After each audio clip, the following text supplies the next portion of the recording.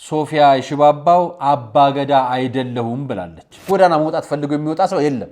ሞት በቤት አይቀየር፣ ሞት በስራ ቦታ አይቀየር። በመመናን ነፍስ እየቀለድን ነው። እንስሳ ግንኙነት በማድረጉ የሚኮራ ወጣት ነው ይሄ።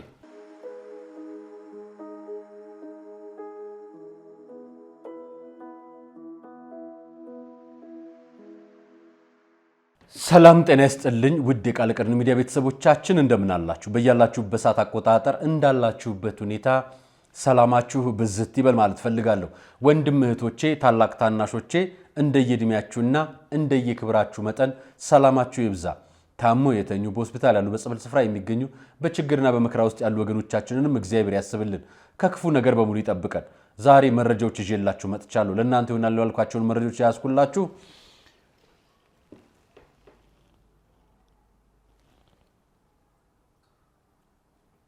ፍትህን ያጓደለው በሞት የተቀየረው ቤት ይህ አነጋጋሪ ጉዳይ ነው። በጉልሌ ክፍለ ከተማ የተከናወነው ወጣቱን በአደባባይ ግድያ የተፈጸመበት ሁኔታና ለካሳ ተብሎ እየተሰጠ ያለውን ቤት ጉዳይ ማህበራዊ ሚዲያ ላይ መነጋገሪያ ሆኗል።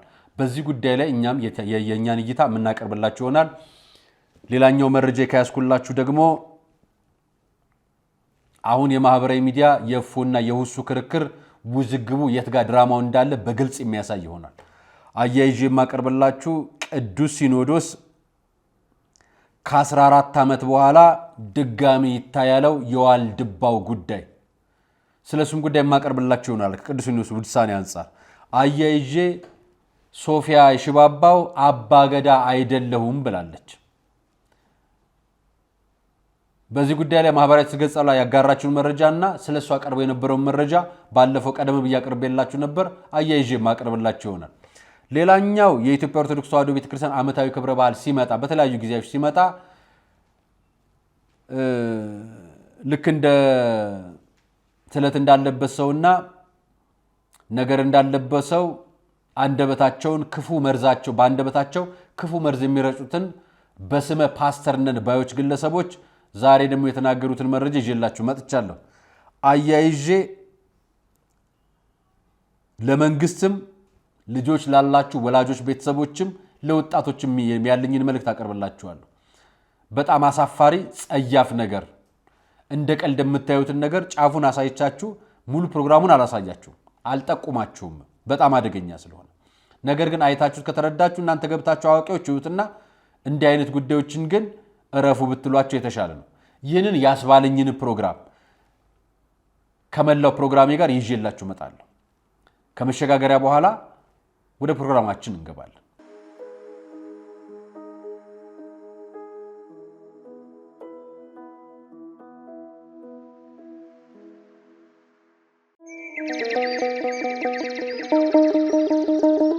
መድኃኔ ዓለም ሞትን ድል አድርጎ በኃይሉ ስለተነሳ በፋሲካው ማግስት ገዳማውያኑን በፍጹም እንዳንረሳ የተዋህዶ ልጆች የእናቶች በዓት አልቋል ብላችሁ እጃችሁ እንዳይሳሳ ደግሞስ ብታዩት የአባቶቻችሁን ፍዳና አበሳ። መቼም ምክንያታችን ነው ለበረከት ተጀምሮ ያላለቀው የኔና የናንተን ምጽዋት የሚጠብቀው ገዳማችን ሙታንሳ። ስለዚህ ለበረከት ሥራ በአንድ ድንጋይ ሁለት መሆኑ ቀርቶ ሦስት ሆኗል። በአንድ ጉዞ 3 ሀገራትን ከቄርሜሎስ አስጎብኚ ጋር ይጎበኛሉ። የደብረ ዘይትን የፋሲካንና የእርገትን በዓላት ምክንያት በማድረግ ወደ ኢየሩሳሌም፣ ግብፅና ጆርዳን ሀገራት ጉዞ አዘጋጅተን በምዝገባ ላይ ነን። በኢየሩሳሌም ጌታችን ከተወለደበት እስካረገበት፣ በጆርዳን መጥምቀ መለኮት ዮሐንስ የታሰረበትና ሰማዕትነት የተቀበለበት ማኪሮስ፣ በግብፅ ቅባ ቅዱስ የሚያወጣው ስላድኖና ሲና ተራራ ከሚጎበኙ ቦታዎች ጥቂቶቹ ናቸው። በኢየሩሳሌም ጉዞአችን ተጨማሪ ሀገራትን ማስጎብኘታችን ለየት ያደርገናል። በግብፅ ለእያንዳንዱ ተጓዥ በፈዋሽነቱ የሚታወቀው የእመቤታችን ቅባ ቅዱስ ይታደላል። አድራሻ የቅዱስ ዑራኤል ሁለገብ ሕንፃ 4ኛ ፎቅ፣ ስልክ 0947 21 21 21 ወይም 0947 27 27 27። ምቾቶ ተጠብቆ ከእኛ ጋር ይጓዙ። ቀርሜሎስ አስጎብኚ።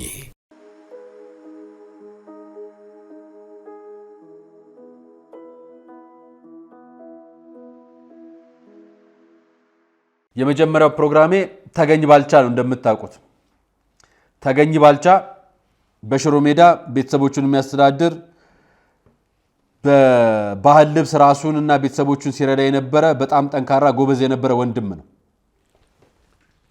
ሟች ተገኘ ባልቻ ቤተሰቦቹን የሚረዳ ወገኖችን የሚጠቅም ሰራተኞች የቀጠረ በባህላዊ አልባሳት ስራ የራሱ የሽመናና የመስፊያ ስራ ይሰራ የነበረ በኋላም ታሽጎበት ከቅርብ ዓመታት ወዲህ እዛ አካባቢ ላይ ያሉ ሰፋ ያሉ ጉዳዮች እንዳሉ እናውቃለን። አንዳንዶቹ ጉዳዮች ልብሱን ከብሔር ልብሱን ከሃይማኖት ጋር እየተያያዘ እዛ የሚሰሩ ሰዎች ላይ ተጽዕኖ እንደሚደርስ ተደጋጋሚ ጊዜ መረጃዎች ይወጡ ነበር።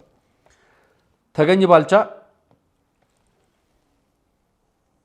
ከቀናቶች በፊት በጉለሌ ክፍለ ከተማ በወረዳ 1 ፖሊስ ጣቢያ አባል በፖሊስ ጣቢያው በር ላይ ፖሊሶች ይዘውት በሄዱበት በፖሊስ ጣቢያ በር ላይ በ4 ጥይት ተተኩሶ የተገደለ ወንድማችን ፍትህ የሚያከብረው አካል ፍትህ እንዲከበር የሚሰራው አካል ነው ይሄንን ግለሰብ እንዲገደል ምክንያት ይሆን። ፍትህ የሚያከብረው አካል ነው እዛው በር ላይ ፍትህ በሚያስከብርበት ልብሱ መንግስትን በሚያከብርበት ልብሱ ፍትህን እያከበረ ሳይሆን በፍትህ አልባስ ስም ቂሙና በቀሉን ይዞ በ4 ጥይት ገድሎት የተሰወረ የነበረው። በወቅቱም በቁጥጥር ስር ውሎ ለፍርድ እንደሚቀርብ ፖሊስ ይህን ጉዳይ ተከታትሎ ለህዝብም እንደሚያሳውቅ ተናግሮ ነበር። ከሁሉ በፊት ፍትህ ይቀድማል። እኔ ማህበራዊ ሚዲያ ላይ አጀንዳ የሚሆኑ ጉዳዮች ከዋናው ፍትህ ስርዓቱ ውጪ ለምን ወደዚህ እንደሚሄድ ግራ እየገባኝ ነው። እንደው ላስታውሳችሁ ጀሞ አካባቢ ላይ አንዲት ጎዳና ላይ የምትለምን ሴት እናት ልጅ አቅፋ ማለት ነው ፖሊስ በርግጫ በዱላ እየደበደባት ማህበራዊ ሚዲያ ላይ ተቀርጾ ስለተለቀቀ ኮንዶሚኒየም ቤት ተሰጣት። ስለ ፖሊሱ ተጠይቋል፣ ታስሯል ተባለ። ፍርዱን አናቅም፣ የሄደበትን አናቅም፣ ውሳኔውን አናቅም። ምሳሌ ነው ማሳያችሁ።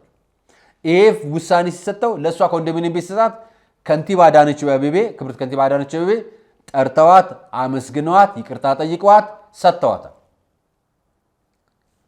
ህጋዊ ጉዳይስ ተትቶ ነው ወይ እሱ ነገር የሚከናወነው?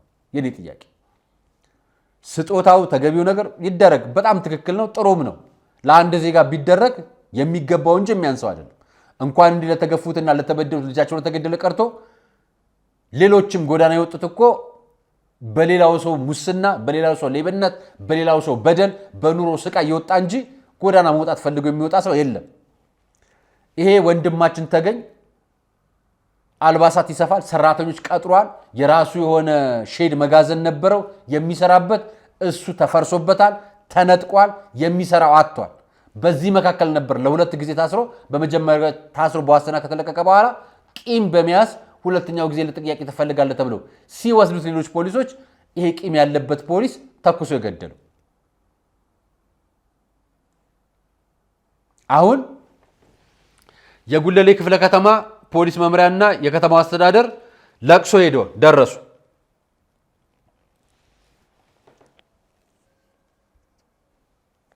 ይሄን ልብስ የለበሰ ሰው ነው የገደለው። የፖሊስ መለዮ ልብስ የለበሰ አሁን እስር ቤት ይገኛል። የከተማ አስተዳደሩ ተወካዮች የጉለሌ ክፍለ ከተማ አስተዳደር ተወካዮች ሀዘንተኞች ፊት ቆመው ሲያጽናኑ ታየ። እኔ ማጽናናታቸው አይደለም የገረመኝ፣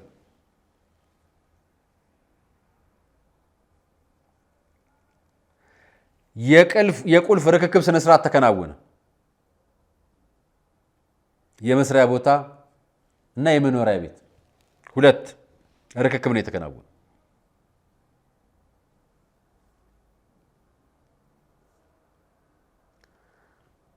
ነፍስ በቁልፍ ይቀየራል እንዴ? አይቀየርም አይደል? ሐዘን በካሳ ቤት ይወሰናል እንዴ? አይወሰንም አይደል? ፍትሁ ለምን አይቀድምም ነው የኔ ጥያቄ። ካሳውን አድርጉ። ማህበራዊ ሚዲያ ላይ እንዲወጣ ታስቦ ለፎቶ ታስቦ ለማህበራዊ ሚዲያ አጀንዳ ተደርጎ ቁልፍ መስጠቱን እንዲህ ፕሮግራም እንደሰራችሁለት ሁሉ የፍትህ ውሳኔውንም እንዲህ በምስልና በቪዲዮ ለቃችሁልን የተወሰነበትን የተፈረደበትን ብታሰሙን ለብዙ ኢትዮጵያውያን ምላሽ ነበር የሚቀድመው። ልክ እንደዚህ እንደገደሉት መላው ኢትዮጵያውያን እንዳስቆጣው እዚህ ፖሊስ ላይ የተፈረደበትን የፍርድ ቤቱን ውሎን በቀጥታ ላይቭ ስርጭት በዘገባ ብትዘግቡልን ኖሮና የፍርዱን ውሳኔ ሰምተን የተወሰነበትን ብንሰማ ደግሞ ፍትህ በትክክል ተሰጠንል ነበር። ሞት በቤት አይቀየርም። ሞት በስራ ቦታ አይቀየርም። ለቤተሰቦቻቸው ከሞቱ በላይ ሐዘን የለም። ቤቱ፣ መስሪያ ቦታው ከልጁ አይበልጥም፣ ከተገኘ አይበልጥም። እና ነገ ክፍለ ከተሞቼን ለምታደርጉ ነው የምነግራችሁ። በጎ ስራውን ስሩት። ነገር ግን የሚቀድመውን አስቀድሙ። መጀመሪያ የሚቀድመው ፍርድ ቤት አስፈቅዳችሁ ሚዲያ እንዲገባ አድርጋችሁ ውሳኔውን አሰምታችሁ ህዝብን በፍትህ ስርዓት እንደምትክሱት እያሳያችሁ አድርጉ። እያሳያችሁ በተግባር ካሷቸው። ትክክል ነው፣ ተገቢ ነው። የመንግስት መዋቅርን አልባስ መለዮ ለብሶ ህግ ላይ ያስከብርበት መንግስት የሰጠውን ልብስ ለብሶ በግል ቂም ከመንግስት እቅድና ዓላማ ውጪ ሰውን ገድሎ መብቱ ላደረገ ፖሊስ ፍርድ ቤት የተወሰኑ ውሳኔ ሳይታወቅ ቤትና መስሪያ ቦታ በመስጠት ፍትህ ተሰጠ ብቻ አትበሉ። ትክክልም ተገቢም አይደለም፣ መጠኑም ስለማይመጣጠን ማለት ነው። ይሄን አሳይቻችሁ የእፎይና የውሱ ጉዳይ መነጋገሪያ አጀንዳ ሆኖ ነበር። ትናንትና ጫፉን ነግሬያችሁ ነበር። በጣም ያስገረመኝ እዚህ መካከል ያለው ድራማ ነው። በጣም ድራማ አለ። በሁለቱ ውይይት አይደለም ሃይማኖት መቀየር፣ በትላንትናው ዕለት ከትላንት ወዲያ በተደረገው ሌሊት በተደረገው ውይይት አይደለም ሃይማኖት መቀየር፣ አንዱ የአንዱን ምንጭ ማስረዳት ራሱ በደንብ ለመረዳት በቂ ነገር እንኳን የለም። በሁለቱም በኩል ነው የምናገረው፣ በውሱም በእፎይም በኩል ሁለቱም እንከን ነበር ሲያወጡ የነበሩት። ሁለቱም ጋር ሰፊ ነገር የነበረው እንደነገርኳችሁ ሰዓት ያዘልኝ፣ ሰዓትን አታሳልፍ፣ ሰዓቱን ቆሞ አስቀጠሉ የሚለው ነው ትልቁ ክርክር። አላህን ማስረዳትና እግዚአብሔር ማስረዳት ላይ ያለው ነገር አይደለም ሰፊው ነገር ያለው። በማስረጃ የሚያሳየው እፎይ አለ፣ በቃሉ የሚናገረው በአረብኛ የሚናገረው ደግሞ ውሱ አለ። የኛ ጉዳይ ምን መሰላችሁ? እንደው ተወያዩ፣ በትህትና በአግባብም ተነጋገሩ፣ እንደው አስረዱ። ግን በዚህ ፍጥነት አንድ አማኝ አእምሮን የሳተው ካልሆነ በስተቀር ከእስልምና ወደ ክርስትና ከክርስትና ወደ እስልምና አይገባም። በሁለቱ ውይይት ማንም ሰው አይገባም። በዚች ጉዳይ የሚገባ ሰው የለም። በማሳጣት ላይ በተመሰረተ ክርክራችሁ ሃይማኖትን አስርጫለሁ ማለት ነውር ነው። እና ሁሱ ምን አለ መሰላችሁ? ዛሬ በአጠቃላይ ከውይይቱ በኋላ 19 ክርስቲያኖች እስልምናን ተቀብለዋል። የእስልምና ምክር ቤትን ያጭበረበረበት ታላቅ ታሪክ ነው ይሄ ያጋለጠ። ይሄ ከውይይቱ በኋላ ያለው ድራማ ነው የሚያሳይ። ድራማው ምንድነው? ከዚህ በኋላ እንትና ተቀይሯል የሚሉ ገጾችና ምናምኖች ይለቁላቸዋል። አንገታቸው ላይ ክር አስረው ነጥላ አድርገው ወይ ደግሞ ሻሽ አድርገው ምናምን አድርገው የእስልምና አለባበስ ሳይለብሱ ያሳዩአችሁና መልሶ ክርስቲያን ሙስሊም አረግናችሁ ይሏቸዋል። ይሄ ድራማ ነው። እንግዲህ ማህበራዊ ሚዲያ ላይ እንዳይጮህ ምን ጠይቅ የነበረው እና አልሐምዱሊላህ በአላህ እንጂ በእኔ አይደለም ብሎ ለጠፈው። ቱታታ ላይ ማለት ነው። እና ይሄ ማጭበርበር ነውና ውይይቱን የምር ብታረጉት ማጭበርበርን ብትተውት ለእናንተ የሚጠቅማችኋል ማለት ነው። ቅዱስ ሲኖዶስ ትላንትና የርክበ ካህናት ውሳኔውን በረዳት ፕሮፌሰር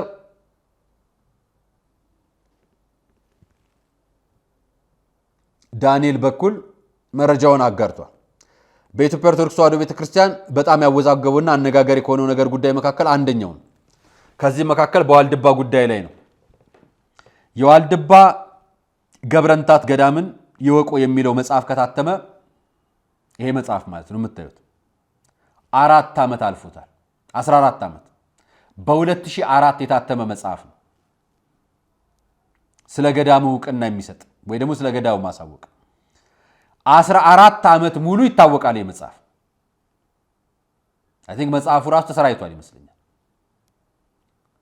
ከ14 ዓመት በኋላ ለቅዱስ ሲኖዶስ አጀንዳ አድርጎ ሊቃውንት ጉባኤ ተወያይቶበት የተወያየው ነገር በዝርዝርና በስርዓት ሳይቀርብ የሚመለከተው አካል ሳይጠየቅ በደንብ መረጃ ሳይቀርብ ለቅዱስ ሲኖዶስ አጀንዳ ቀርቧል። አባቶችን ማድከም በጣም ያሳዝናል። በጣም ምክንያቱም ቅዱስ ሲኖዶስ ሊወያይባቸው የሚገቡ የምዕመናን ስብራቶች እጅግ በጣም ብዙ አሉ። ምዕመናን ቤተክርስቲያን ስብራቶቿ በአደባባይ ተሰጥተው ይታያሉ። በአደባባይ ለምን ሆነ ይስተካከል ለማለት ለምን አንድ ወር አይደለም 1 ዓመት ሙሉ ቁጭ ብለው እንዲወያዩበት የሚያደርጉ ትላልቅ ስብራቶች አሉብን። እነዚህ ስብራቶች ተከልለው በሞተ አጀንዳ 14 ዓመት ባለፈው መጽሐፍ ጉዳዩን እንደ አዲስ አድርጎ እንዲወያዩት አድርጎ በውይይቱም ለሌላ ጊዜ ቀጠሮ ተሰጥቶበታል። ምን ይላል መስላችሁ? በሊቅ የዋልድባ ገብረንታት ገዳምን ይወቁ በሚል ርዕስ የተዘጋጀው መጽሐፍ አስመልክቶ በሊቃውንት ጉባኤ ተመርምሮ በቋሚ ሲኖዶስ ቀርቦ የነበረው መጽሐፍ ለምልአተ ጉባኤው እንዲቀርብ በተወሰነው መሰረት ቃለ ጉባኤውና የሊቃውንቱ ጥናት ለምልአተ ጉባኤው በንባብ ተሰምቷል። በዚህም የዋልድባ ገብረንታትን ገዳምን ይወቁ በሚል ርዕስ የተዘጋጀው መጽሐፍ በሊቃውንት ጉባኤ ተመርምሮ እመቤታችን ከሰማይ እንደወረደች አስመስሎ አርያማዊት የሚሉ መናፍቃን አስተምሮ የሚያንጸባርቅ በመሆኑ የሰባቱ ሚስጥራትን ቁጥር ማፋለስ በመሆኑ ከመናንያን አባቶች የማይጠበቅ ትችትና ስድብ የበዛበት ርዕሱን የለቀቀ ለብጥብጥና ክፍፍል የሚያነሳሳ በመሆኑ መጽሐፉ እንዲወገዝ ሲል ያቀረበውን ሐሳብ ጉባኤ አድምጦ አንደኛ ሊቃውንት ጉባኤው ጸሐፊውን አቅርቦ ያልጠየቀና መጽሐፉ የተጻፈው በገዳሙ ወይስ በማን ባለቤትነት መሆኑን ያልተበራራና ያልተገለጸ ስለሆነ በድጋሚ ወደ ሊቃውንት ጉባኤ እንዲላክና ጸሐፊውን ጠይቀው ውጤቱን ለቋሚ ሲኖዶስ እንዲያቀርቡ ታዟል። ሁለተኛ የመጽሐፉ ስርጭት በየትኛውም አህጉረ ስብከት እንዳይሰራጭ እንዲደረግ ታዟል። 14 ዓመት ሙሉ የዋልድባን ጉድ ብላችሁ ልትነግሩን ነው? 14 ዓመት ሙሉ ያልተነበበ መጽሐፍ ልትሉን? ይኸው ተነበዋል እኮ መጽሐፍ ተሰራይቷል እኮ። ከ14 ዓመት በኋላ እንዳይሰራጭ ነው የሚለው። በነገራችን ላይ እመቤታችን ከሰማይ ወረደችና አስመስሎ አርያማዊት የሚሉ መናፍቃን አስተምሮ የሚያንጸባርቅ መሆኑና ሰባቱ ሚስጥራትን የሚፋለስ ከመናንያ አባቶች የማይጠበቅ ትችትና ስድብ የበዛበት ርዕሱን የለቀቀ ለብጥብጥና ክፍል የሚያነሳሳ በመሆኑ የሚል ሐሳብ በሊቃውንት ጉባኤ ቀርቦ ጸሐፊውን ሳያናግሩት ከማን እንደተጻፈ ሳይታወቅ በዚህ ጉዳይ ላይ ደግሞ መልሰው መነኮሳቱን ምላሽ የሚያሰጥ ነገር ጉዳይ አቀርበዋል። የገዳሙ አባቶች ቀደም ሲል ቋሚ ሲኖዶስ በተወሰነው መሰረት በሰላምና በፍቅር እስካሁን በቆይበት ሁኔታ ውሳኔውን እንዲጠባበቁ ቅዱስ ሲኖዶስ ወስኗል። የገዳሙ አባቶች እንዲወስኑ አድርጓል። ገዳሙ ግን ጸሐፊ ማን እንደሆነ አይታወቅም። ሌላኛው በቤተ ክርስቲያን አንድነት ላይ ነው የተነሳው ሐሳብ። ንዑሳን ጉዳዮችን አንስተዋል። በዚህም ጉዳይ አጀንዳ በተመለከተው ቀዳማዩ በትግራይ ክልል ስላለው ጉዳይ ሲሆን ሁለተኛው ደግሞ በምስራቅ ጎጃም ሀገረ ስብከት በቆጋ ኪዳነ ምሕረት የነበረውን ችግር በተመለከተ ናቸው። እንደ ረዳት ፕሮፌሰር መምህር ዳንኤል ማብራሪያ ምልአተ ጉባኤው ይህ ጉዳይ በቤተ ክርስቲያናችን አንድነትና በሚመለከት በመሆኑ በነገራችን ላይ የምስራቅ ጎጃምን ጉዳይ በጣም እየተዋችሁት ነው፣ በጣም እየረሳችሁት ነው ብፁዓን አባቶቻችን። ምስራቅ ጎጃም እኮ ፓትሪያርክ አለ እየተባለ ነው። ፓትሪያርክ መኖሩን በደብዳቤ ይዤላችሁ እመጣለሁ በቅርብ ቀን በማስረጃም ጭምር ማለት። ፓትሪያርክ አለ፣ ጉዳያችን ላይ የሚነካን ማንም እንዳይኖር የመንግስት መዋቅር እናግዛለን የሚሉ ደብዳቤዎች ተጽፈዋል። የሐሰት ይሁኑ የእውነት መረጃዎቹን ለማየት በሀገረ ስብከቱ ሊቀ ጳጳስ ብፁዕ አቡነ ቶማስ ምን እንደሚጠብቁ አናውቅም። የጸጋ እምነት ከሚሉት ጋር አያይዘን ነው የምናነሳው። እናንተ በአንድ ኪዳነ ምሕረት ላይ አንስታችሁታል።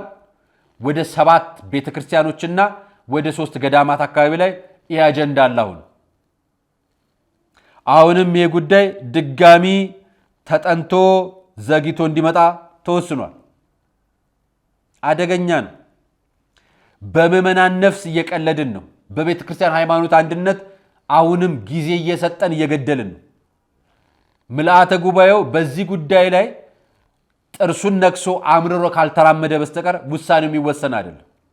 ብፁዓን ሊቃነ ጳጳሳት በጣም በተደጋጋሚ በተለያዩ አጀንዳዎች ላይ አጀንዳ የሚፈጥሩ አካላት ውስጣችሁ እንዳሉ፣ ተሐድሶች ውስጣችን እንዳሉ ትናገራላችሁ። የተናገራችኋቸውን ተሐድሶች የማትጋፈጧቸው ሆነው ምዕመናን እንዲጋፈጡ እንዴት ትጠብቃላችሁ? በግን እንዴት ይጠብቃል? እረኛ እያለ እረኛው እኮ ነው በጉን መጠበቅ ያለበት። አሁን ምስራቅ ጎጃም ላይ በተለያዩ ደብሮች ላይ የጸጋ እምነት በሚባል የቀድሞ የጸጋ ኦርቶዶክስ የሚሉ ቃላቶች በደብዳቤም በተግባርም እየተገለጹ ናቸው። እነዚህን አደገኛ ጉዳዮች በማስረጃ በመረጃም በቅርብ ቀን ይዤላችሁ እመጣለሁ። እናንተ ጋር ቀድመው ደርሰዋል። እኔ ማስረጃዎቹ እጄ ላይ ያሉ። እነዚህ ጉዳዮች በጣም ብዙ ማህበራዊ ሚዲያ የሚንቀሳቀሱ ኦርቶዶክሳውያን አሉ። ቅዱስ ሲኖዶስ የተሻለ ያየዋል፣ የተሻለ የሚወስነዋል ብለን ወደ እናንተ ያላቀረብናቸው ብዙ ጉዳዮች አሉ። እናንተ ጋር ቀድመው የቀረቡ በማህበራዊ ሚዲያ አጀንዳ ማድረግ ምንም ጥቅም የለውም።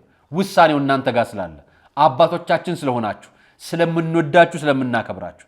አሁን ግን ያን ጊዜ ገድሎ አሁን አልፎ ውጤት እስካመጣ ድረስ በጊዜ ጠብቁኝ የሚል አስተያየትና ውሳኔ ከእናንተ እየሰማን፣ ይሄ ደግሞ በጣም ከባድ ነው እና አባቶቻችን ወደ ኋላ መለስ ብላችሁ ብታዩት። እኔ የትላንትና ወደ 4 አጀንዳዎች ላይ ውሳኔ ሰጥቷል። በሶስቱ ላይ ነው የማነሳው። አንደኛው ቀደም እንዳልኳችሁ በዋልድባ ጉዳይ ላይ፣ ሁለተኛው ጉዳይ ደግሞ ቅሬታም ያለኝ በሁለተኛው 14 ዓመታት ቆይታችሁ ስለመጣችሁ፣ ሁለተኛውም ውሳኔውም የቀረበውም ተመርምሮ ወደ እናንተ የመጣበት ሁኔታ ባልተጠናቀቀና በትክክል ባልታየ ሁኔታ ነው የመጣው። ሁለተኛው ጉዳይ ደግሞ በምስራቅ ጎጃም የጸጋ እምነት ጉዳይ ላይ ቤተክርስቲያንን ሙሉ ለሙሉ እየወረሱ ስለሆነ ይሄ ጉዳይ ላይ ቅሬታ አለ፣ በደንብ በማስረጃም ጭምር። ሶስተኛው ጉዳያችን ደግሞ የማቀርብላችሁ በበጀት ጉዳይ ነው የማነሳላችሁ።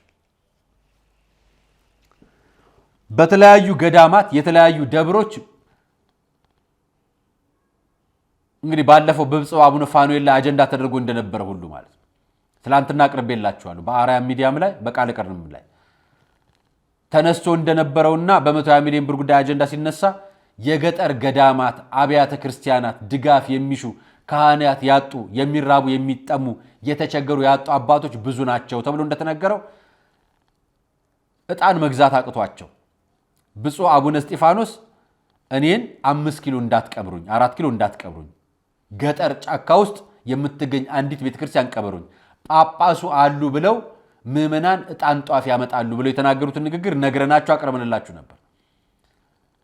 ለምን እንዳነሳው ልንገራችሁ።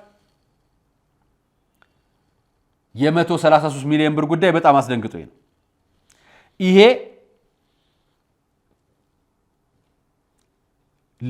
የኢንፎርሜሽን ቴክኖሎጂ እና ለአገልግሎት ያለው መጋዘን መጽሐፍትና ሌሎች ጉዳዮችን በተመለከተ 16 ሚሊዮን የሚሆኑ ለአራት ሀገራት ሀገረ ስብከት የተሸጡ መጽሐፎች ብቻ ናቸው እነዚህ። ይሄን የማነሳላችሁ 130 ሚሊዮን ብር ታትሞ የተቀመጠ ነው። የቤተ ክርስቲያናችን ዓመታዊ በጀት የ2019 ዓመታዊ በጀት ግን 7 ቢሊዮን ነው። 7.1 ቢሊዮን ብር ነው። ከዛች ከገጠር ቤተ ክርስቲያን የሚሰበሰብ ገንዘብ፣ ከእያንዳንዱ አጥቢያ የሚሰበሰብ ገንዘብ፣ ከእያንዳንዱ ደብር የሚሰበሰብ ገንዘብ ነው። ገጠር ያሉ ደብራቶችን አይደለም ታላላቅ አድባራትና ታዋቂ ብዙ ምዕመናን የሚፈልሱባቸው ቦታዎች እንኳን ለእድሳት ገንዘብ የሚጠየቀው ከምዕመን እንጂ ከቤተ ክርስቲያን መዋቅር ከሚሰበሰበው ከዚህ ከ7 ቢሊዮን ውስጥ አይደለም። ሆነ ያውቅ እና ተደጋጋሚ ብዙ ሰዎች ነግረውኛ ያውቃሉ። እኛ ማሳዋን ስተንላችሁ እናውቃለን። ቤተ ክርስቲያን ከምዕመን በእርዳታ የምትሰበስበው ብር መቆም አለበት። በእርዳታ ቤተ ክርስቲያን የምትረዳ እንጂ የምትረዳ አይደለችም። እሱን ማድረግ የጀመራችሁለት እያንዳንዱ ምዕመን አስራት በኩራቱን ያወጣል። ያኔ የሚታደሰውንም ቤተ ክርስቲያን የሚታነጸውንም ህንፃ ስላሴ የሰው ህንፃ ስላሴ ህንፃ ቤተ ክርስቲያንንም ቤተ ክርስቲያን በራሷ መደገፍ ትችላለች። አሁን ቤተ ክርስቲያን በአመት 7 ቢሊዮን ብር በጀት ትበጅታለች። ነገር ግን ቤተ ክርስቲያን ለማደስ ከህዝብ ድጋሚ ድጋፍ ይጠይቃል። ጳጳሳት ቁጭ ብለው ቆመው ማለት ነው። የፋይናንስ መዋቅሩን ከቤተ ክርስቲያን መዋቅር ከአስተዳደራዊ መዋቅር በተወሰነ መልኩ የአባቶችን ድርሻና የፋይናንስ ድርሻን መለየት አለበት። አሁን የፋይናንስ ድርሻ ስላለው ነው አባትነትንም የገንዘብ ድርሻንም እኩል እየወቀስን ያለው እና ገንዘቡ አስደንግጦኝ ነው ያመጣውላችሁ። ሌላ ነገር ልነግራችሁ አይደለም። እኔ አባገዳ አይደለሁም ያለችን ሶፊያ ሽባባው ነች። ሰበር ዜናን ታስታውሱ ከነበር ትላንት አቀርቤላችሁ ነበር። ሰበር ዜና በዜናው ላይ ምን ዘገበ? ሶፊያ ሽባባው፣ ቬሮኒካ አዳነ፣ ዮቲናስ፣ አርቲስት አምለሰት ሙጬንና የአዲስ አበባ ከተማ ክብርት ከንቲባ ወይዘሮ አዳነች አቤቤን ጨምሮ የአባገዳ ሽማግሌዎች ሴት ሽማግሌዎች በሚል እንደመረጠና በበረከት ገበሬዋና በፌዴራል ፖሊስ በኩል ያለውን ጉዳይ የሚያሳርቅና የሴቶች ሽምግልና ብቻ ያለበት አሰራር እንደሚሰራ በይፋ ማህበራዊ ትስስር ገጽ ላይ ተለቆ ነበር። እኔ የሴት አባገዳ አይደለሁም ብላ ሶፊያ ሽባባ ማህበራዊ ትስስር ገጿ ላይ እንዲለቃለች። ቀድማችሁ ብታሳውቁን አይሻልም? እኔ ስለዚህ ጉዳይ የሰማሁት ነገር የለም፣ ለማደራጀት ፈቃድ መጠየቅ አይቀድምም ወይ ብላ ጠይቃቸዋለች። አላቀም፣ የማቀውም ነገር የለም፣ የማህበራዊ ሚዲያ አጀንዳም ከሆነ እዛው እናንተ ጨርሱት፣ የማቀው ነገር የለም ብላቸዋለች። መረጃውን ላጋራችሁ ብዬ ነው። ትላንትና ህግና ይሄ ጉዳይ እንዴት ይተያያል ብዬ ነበር ያቀረብኩላችሁ። ሌላኛው ማቀርብላችሁ እትዬን ነው።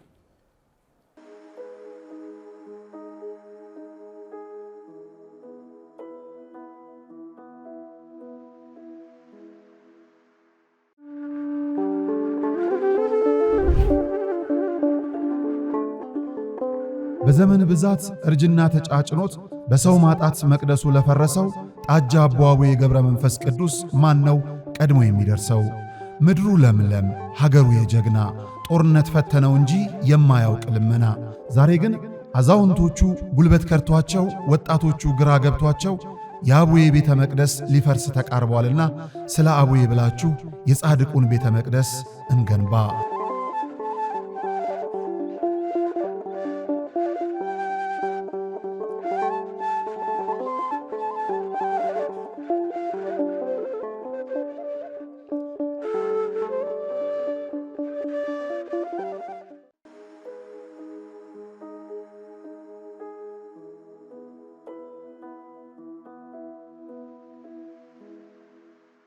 ጴንጤ ሆነ ልደታ ተጠርቼ ሄድኩ ካልክ አንተ በክርስቶስ አታም።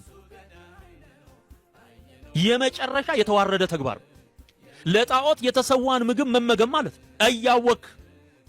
ምክንያቱም ልደታ የምትባል ሴትም የለችም፣ ፍልሰታ የምትባልም የለችም፣ በአታ የምትባልም የለችም። ፐርሰን አድርገዋታል። ሉክ ፍልሰታ ማለት መፍለሷ ማለት ነው ትርጉሙ። በአታ ማለት መግባቷ ማለት ነው። በአታ ማለት ወደ መቅደስ የገባችበት በዓል ማለት ነው። ስለዚህ በአታ ማለት መግባቷ ማለት፣ ፍልሰታ ማለት መፍለሷ ማለት ነው። ልደታ ማለት መወለዷ ማለት ነው። ግን ሰዎች ምን አድርገውታል? አሁን ሃይማኖቱን አድርጎታል። ልደታ ራሷን የቻለች የሆነች ፐርሰን አውት ኦፍ ሴት ሜሪ ከማርያም ውጪ የሆነች ሌላ ሴት ስለተሰሚ ልደትዬ እየተባለች የምትጠራ ሌላ ክሬት አድርገዋል ማለት ነው። ሌላ ክሬት አድርገዋል። በአታ ስትል በ3 ዓመቷ ወደ መቅደስ ገባች ለሚለው የሐሰት ትርክታቸው ያዘጋጁት በዓል ነው። ወደ መቅደስ አልገባችም ማርያም። በመቅደስም ሴት ልጅ ልትገባ አትችልም። በእስራኤል የመጨረሻ የሰውን አለማንበብና የእግዚአብሔርን ቃል ለማስተዋል ፈቃደኛ እንዳልሆነ የምታውቀው በቤተ መቅደስ አደገች የሚል የሐሰት ወሬ አምጥቶ ሲነዛበት እልል ይላል። ይሄ ህዝብ አያነብም፣ አይሰማም፣ ሲነገረው አይሰማም።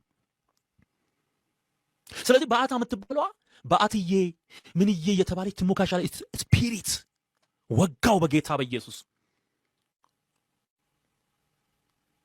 16 ቀን ፍልሰታ የሚለው ስፒሪት ነው። በነገራችን ላይ ሌላ በተለያየ ስም የሚጠሩ የማርያምን ስም እንደ ታርጋ የተጠቀሙ ግን መናፍስት ናቸው።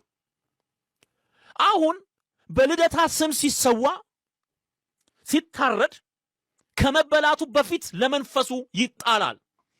በጌታ በኢየሱስ ስም ለመንፈሱ ይጣላል፣ ይገበራል። አረቄ ይደፋል። ስማ፣ አረቄ ይደፋል። ማን እንዲጠጣው? ይሄ እኮ በጥንቆላው ዓለም የታወቀ አሰራር ነው። ለውቃቢ ላንደርቢ እየተባለ የእናቴ ከራማ የአባቴ ከራማ እየተባለ እስቲ ቡና ድፊለት እየተባለ እስቲ ውጪ አውጥተሽ ደጅ ላይ ድፊለት፣ እስቲ ጓሮ ድፊለት ይባላል። ጥንቆላ ሟርት ነው፣ የአጋንንት አሰራር ነው። በሴት አንቀጽ የሚጠሩ በጣም ብዙ አማልክት አሉ፣ ምድራችንን የወረሩ የእግዚአብሔርን ቃል አለማወቁ ህዝቡ ጎርቶታል። ህዝባችን የእግዚአብሔርን ቃል አያውቅ። ስለዚህ የብዙ አማልክት አምልኮ ነው እየተከተለ ያለ። ዞሮ ዞሮ የኢትዮጵያ ቤተክርስቲያን በዓሏን ስታከብር፣ ዓመታዊ ክብረ በዓሉ ስታከብር የሚያማቸው እብዶች አሉ። ጥርሳቸው የሾለ ምላሳቸው የረዘመ አንደበታቸው ከወንጌል ይልቅ በስድብ ላይ የተከፈተ በአደባባይ የምናያቸው እንዲህ አይነት ሰዎችም አሉ። እኛ አንድ ነገር እንንገራችሁ። የእናንተ የአምልኮ ስርዓት ነው ወይስ አይደለም? ካልሆነ ወደ ራሳችሁ ግቡ። ቀሲስ ነበርኩ ብለህ ተሯሩጠ ምስካየዙና ቅስና እንዴት ሮጠ? ያውም ሳታስቀድስ የተቀበልከውን ቅስና እናውቃለን እኮ ከማን እንደተቀበልክም እናውቃለን። ተሯሩጠ ቅስና እንደተቀበልከው በገንዘብ ሁሉ ተሯሩጠ ለመሳደብ ደግሞ ሮጠ ሄዳል። የሄድክበት ያዋጣኛል ብለህ ሄዳል አይደል? ስለዚህ እኛ እመቤታችን እንቅፋት የመታት የረገጠችው ሳር ቦታን ስፍራን ፈልገን የአምላካችን እናት የረገጠችው ቦታ ነው። እግዚአብሔር የረገጠው ቦታ እግዚአብሔርን የታቀፈች እናት የረገጠችው ቦታ ነው ብለን እናከብረዋለን። ቤተ መቅደስ የምናከብረው እግዚአብሔር የሚረብበት ስፍራ ስለሆነ ነው። እመቤታችን ደግሞ እሷ ማንም በምድር ላይ ያልቻለው ሰባቱ ሰማያትን ሰባቱ እሳትን በማህፀኗ የተሸከመች ድንቅ የአምላክ እናት ነች። እሷ መወለዷን አይደለም በእያንዳንዱ ትንፋሿ እናመሰግናታለን። በእያንዳንዱ ንጽህናዋ እናመሰግናታለን። በእያንዳንዱ እናትነቷ እናመሰግናታለን። በእንባዋ እናመሰግናታለን። በመማፀኗ እናመሰግናታለን። በዓት በመግማቷ እናመሰግናታለን።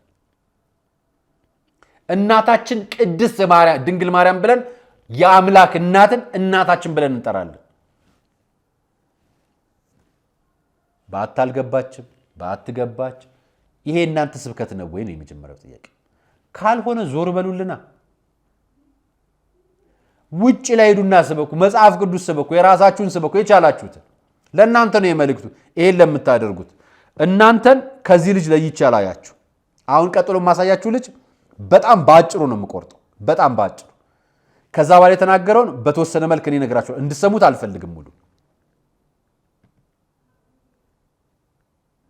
ያደገ ሰው ያውቀዋል። በአህያ ምናምን ነው ድንግልናቸው የሚነሳው ወንዶቹ በብዛት ማለት ይቻላል። እና እኔ አህያን እንትን ብያቃለሁ ማለት ለምን እንወሻሻለን? አህያ እንደውም የሆነች አህያ ግንኙነት አድርጌ ያውቃለሁ። ጓደኛዬ ፍየል ግንኙነት አድርጎ ያውቃል። ሁላችንም ገጠር ያለን ኢትዮጵያውያን አህያ፣ ፍየል፣ እንስሳ ነው ግንኙነት እያደረገን የምናደርገው የሚል አንድ ፖድካስት ላይ ቀረበ። አሁን ፖድካስት እንውቀስ፣ ይሄን ሚዲያ እንውቀስ፣ ይሄንን ልጅ እንውቀስ፣ ሚዲያ ተቆጣጣሪ አካል እንውቀስ፣ ማንን እንውቀስ? ንገሩን እስኪ። እውነት ነው። አንድ ሰው ከእንስሳ ጋር ግንኙነት ማድረጉን ኖርማላይዝድ አድርጎ ለወጣቶች በሚተላለፍ ፕሮግራም ላይ በሚዲያ ይለቀዋል ለፈገግታ። ከዛን እናንተ ሰፈር የሰማችሁት በቲክቶክ ተቆርጦ የተለቀቀላችሁ ልጆቻችሁ ሰፈር ያለውን ፍየል፣ ውሻና ድመት፣ ሌላ እንስሳ ደግሞ ግንኙነት ሲያደርጉ ታገኟቸዋላችሁ። እንስሳ ግንኙነት በማድረጉ የሚኮራ ወጣት ነው ይሄ። ከአውሬ ጋር ወሲብ መፈጸሙን በኩራት የሚናገር ነው። በጀግንነት የሚያወራ ነው ይሄ ሰው። ይሄ እኮ ቅሌት ነው። ይሄ እኮ ነውር ነው። ይሄ እኮ ጽያፍነት ነው። ሃይማኖት አልባነት፣ ባህል አልባነት፣ ለነገ ትውልድ የማያስብ ጥፋቱን በኩራት መልክ የሚናገር። እኔ ግን አንድ ነገር ልጠይቃችሁ። የሆነ ጭንቅላታችን ግን ትክክል አይደለም አይደል?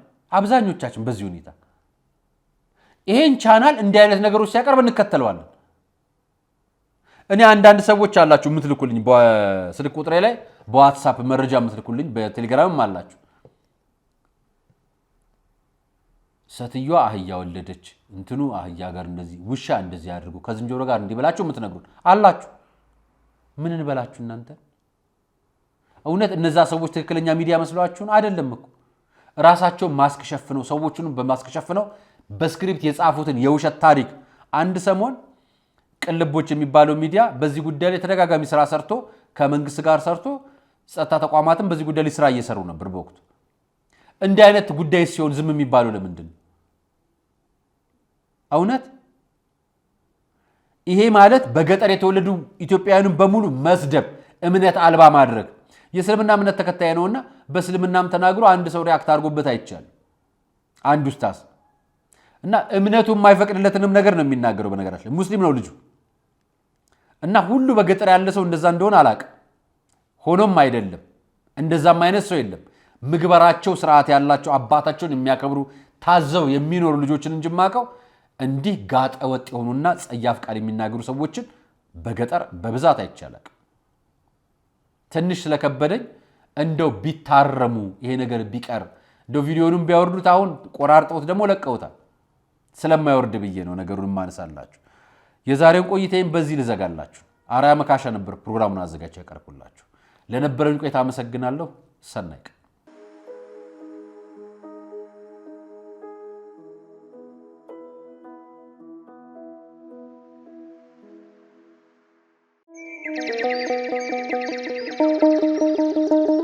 መድኃኔ ዓለም ሞትን ድል አድርጎ በኃይሉ ስለተነሳ በፋሲካው ማግስት ገዳማውያኑን በፍጹም እንዳንረሳ የተዋህዶ ልጆች የእናቶች በዓት አልቋል ብላችሁ እጃችሁ እንዳይሳሳ ደግሞስ ብታዩት የአባቶቻችሁን ፍዳና አበሳ መቼም ምክንያታችን ነው ለበረከት ተጀምሮ ያላለቀው የኔና የናንተን ምጽዋት የሚጠብቀው ገዳማችን ሙታንሳ ስለዚህ ለበረከት ሥራ በአንድ ድንጋይ ሁለት መሆኑ ቀርቶ ሦስት ሆኗል። በአንድ ጉዞ 3 ሀገራትን ከቄርሜሎስ አስጎብኚ ጋር ይጎበኛሉ። የደብረ ዘይትን የፋሲካንና የእርገትን በዓላት ምክንያት በማድረግ ወደ ኢየሩሳሌም፣ ግብፅና ጆርዳን ሀገራት ጉዞ አዘጋጅተን በምዝገባ ላይ ነን። በኢየሩሳሌም ጌታችን ከተወለደበት እስካረገበት፣ በጆርዳን መጥምቀ መለኮት ዮሐንስ የታሰረበትና ሰማዕትነት የተቀበለበት ማኪሮስ፣ በግብፅ ቅባ ቅዱስ የሚያወጣው ስዕለ አድኖና ሲና ተራራ ከሚጎበኙ ቦታዎች ጥቂቶቹ ናቸው። በኢየሩሳሌም ጉዞአችን ተጨማሪ ሀገራትን ማስጎብኘታችን ለየት ያደርገናል። በግብፅ ለእያንዳንዱ ተጓዥ በፈዋሽነቱ የሚታወቀው የእመቤታችን ቅባ ቅዱስ ይታደላል። አድራሻ የቅዱስ ዑራኤል ሁለገብ ሕንፃ 4ኛ ፎቅ፣ ስልክ 0947 21 21 21 ወይም 0947 27 27 27። ምቾቶ ተጠብቆ ከእኛ ጋር ይጓዙ። ቀርሜሎስ አስጎብኚ።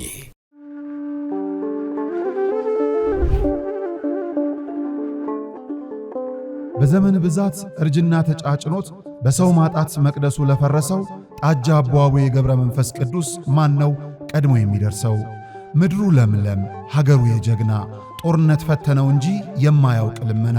ዛሬ ግን አዛውንቶቹ ጉልበት ከርቷቸው፣ ወጣቶቹ ግራ ገብቷቸው የአቡዬ ቤተ መቅደስ ሊፈርስ ተቃርቧልና ስለ አቡዬ ብላችሁ የጻድቁን ቤተ መቅደስ እንገንባ።